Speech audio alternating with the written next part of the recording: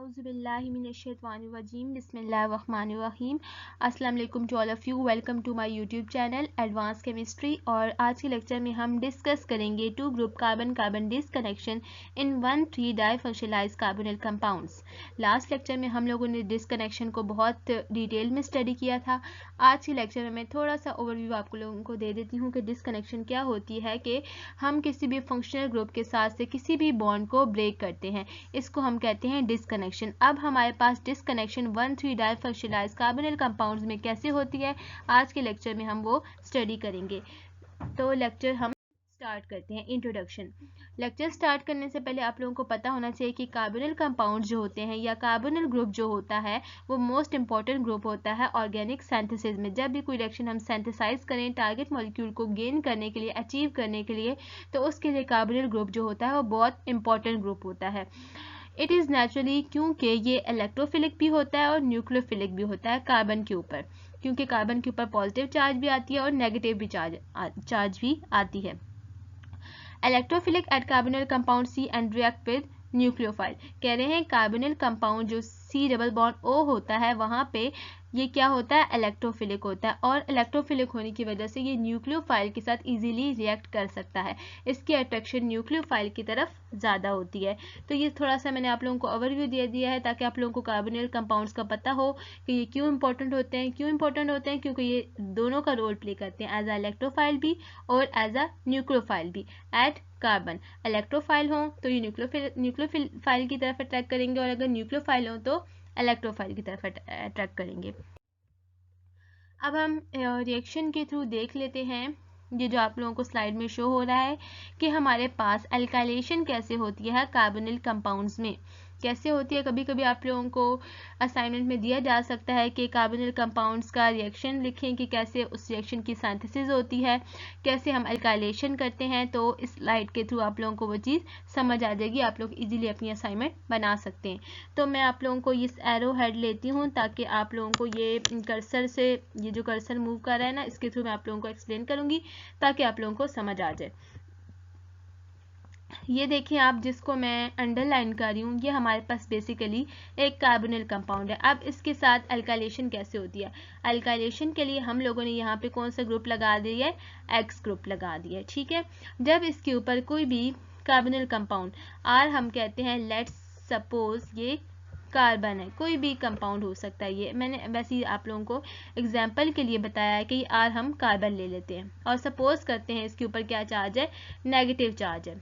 तो ये कार्बोनिल के ऊपर सबसे पहले अल्काइलेशन में क्या होगा, ये जो नेगेटिव चार्ज है ये हमारे पास इस पॉजिटिव चार्ज वाले कार्बन के ऊपर अटैक करेगा और इसके रिजल्ट में ये जो हमारे पास डबल बॉन्ड है, मतलब ये जो चार्ज है नेगेटिव, ये ऑक्सीजन के ऊपर ट्रांसफर हो जाएगी. ये एरो के बाद आप नेक्स्ट देख सकते हैं डबल बॉन्ड ब्रेक.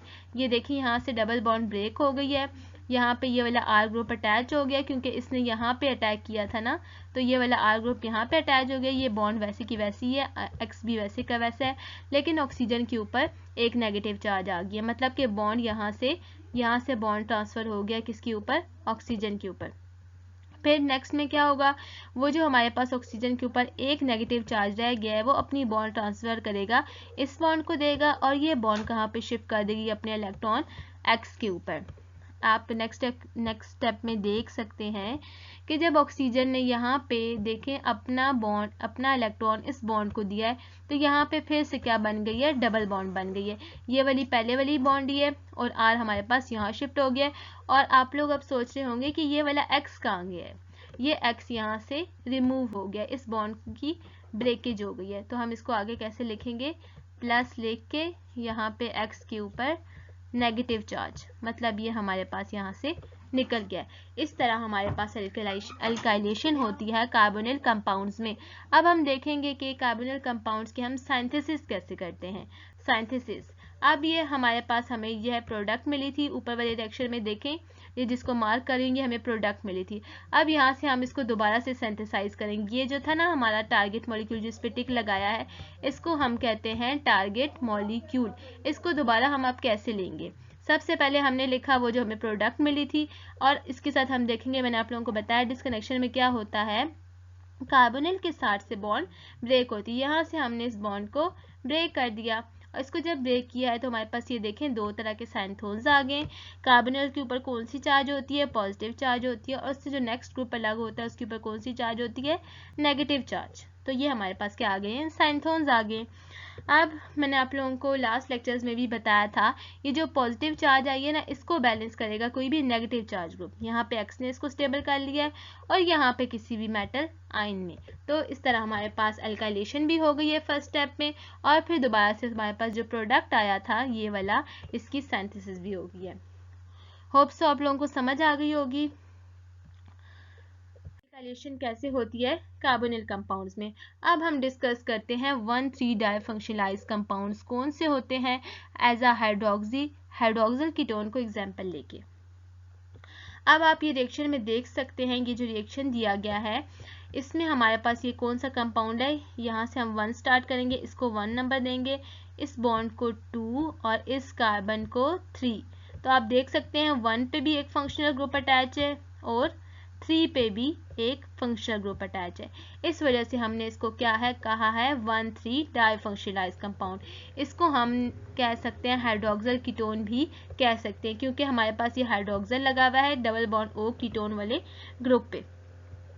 अब यहाँ पे हमारे पास कार्बन कार्बन डिस्कनेक्शन कहाँ से होगी, दो ग्रुप अटैच है ना, एक तरफ कार्बोनिल है एक तरफ OH है, तो हम बॉन्ड ब्रेकेज कहाँ से करेंगे, जहाँ से हमारे पास OH ग्रुप अटैच है। यहाँ से हमने क्या की, जहाँ से मैं एरो हेड शो कर रही हूँ, कर्सर को शो कर रही हूँ, यहाँ से हमने बॉन्ड ब्रेक कर दी है। जब बॉन्ड ब्रेक की तो हमारे पास यहाँ कार्बन पे कौन सी चार्ज आ गई, पॉजिटिव, और दूसरे पे नेगेटिव चार्ज आ गई। तो ये हमारे पास क्या आ गए, सैंथोन्स आ गए। और फिर इसको स्टेबल वैसे जैसे पहले मैंने आप लोगों को बताया था नेगेटिव है, तो यहाँ पे हमारे पास पॉजिटिव चार्ज वाला इसको स्टेबल कर देगा। ये देखें ये हमारे पास नेगेटिव था, इसको पॉजिटिव चार्ज वाले ने स्टेबल कर दिया है, और यहाँ पे नेगेटिव चार्ज वाले ने। तो इस तरह हमारे पास क्या हो जाती है, डिस्कनेक्शन होती है 1,3 डाइफंक्शनलाइज्ड कंपाउंड में। ये मैंने आप लोगों के लिए स्टडी मटेरियल भी रखा हुआ है, इसको आप लोग ये जो मैं अंडरलाइन कर रही हूँ उसको स्टडी कर सकते हैं।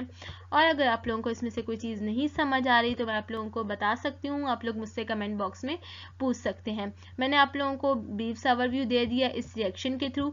इस रिएक्शन में जो जो चीज़ मैंने आप लोगों को बताई है वो ये सारे पॉइंट्स लिखे हुए हैं जिन पे मैं टिक लगा रही हूँ, आप लोग इसको स्टडी कर सकते हैं। फिर भी कोई क्यूरी हो तो मैं फिर से कह रही हूँ आप लोग मुझसे कमेंट बॉक्स में पूछ सकते हैं।